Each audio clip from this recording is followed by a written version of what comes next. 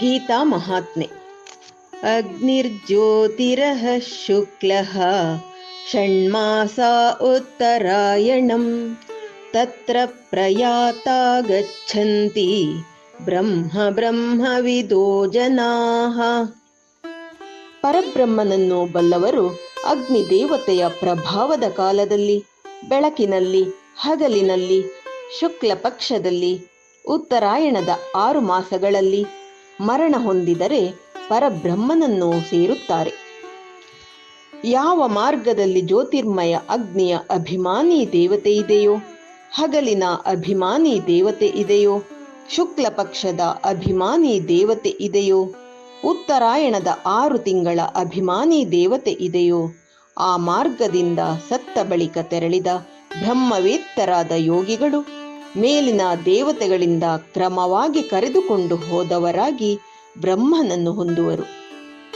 ಇದನ್ನು ಹೊರತಾಗಿ ಬೇರೆ ಸಮಯದಲ್ಲಿ, ಅಂದರೆ ರಾತ್ರಿಯಲ್ಲಿ, ಕೃಷ್ಣ ಪಕ್ಷದಲ್ಲಿ, ದಕ್ಷಿಣಾಯನದಲ್ಲಿ ಮೃತಪಟ್ಟ ಕರ್ಮಯೋಗಿಯು ಚಂದ್ರಲೋಕಕ್ಕೆ ಹೋಗಿ ಚಂದ್ರ ತೇಜವನ್ನು ಪಡೆದು ಸ್ವರ್ಗದಲ್ಲಿ ತನ್ನ ಶುಭ ಕರ್ಮಗಳ ಫಲವನ್ನು ಅನುಭವಿಸಿ ಮರಳಿ ಬರುತ್ತಾನೆ.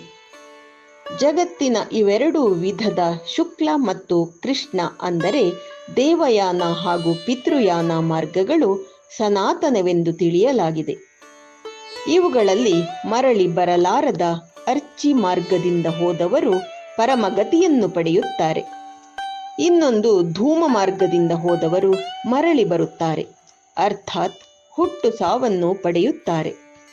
ಈ ಪ್ರಕಾರ ಎರಡೂ ಮಾರ್ಗಗಳನ್ನು ತತ್ವದಿಂದ ತಿಳಿದ ಯಾವುದೇ ಯೋಗಿಯು ಮೋಹಿತನಾಗುವುದಿಲ್ಲ. ಯೋಗಿ ಪುರುಷನು ಈ ರಹಸ್ಯವನ್ನು ತತ್ವದಿಂದ ತಿಳಿದು ವೇದಗಳ ಅಧ್ಯಯನ, ಯಜ್ಞ, ತಪಸ್ಸು ಮತ್ತು ದಾನಾದಿಗಳನ್ನು ಮಾಡುವುದರಲ್ಲಿ ಹೇಳಲಾದ ಪುಣ್ಯ ಫಲಗಳನ್ನು ನಿಸ್ಸಂದೇಹವಾಗಿ ದಾಟಿ ಹೋಗುವನು ಮತ್ತು ಸನಾತನ ಪರಮ ಪದವನ್ನು ಪಡೆಯುತ್ತಾನೆ.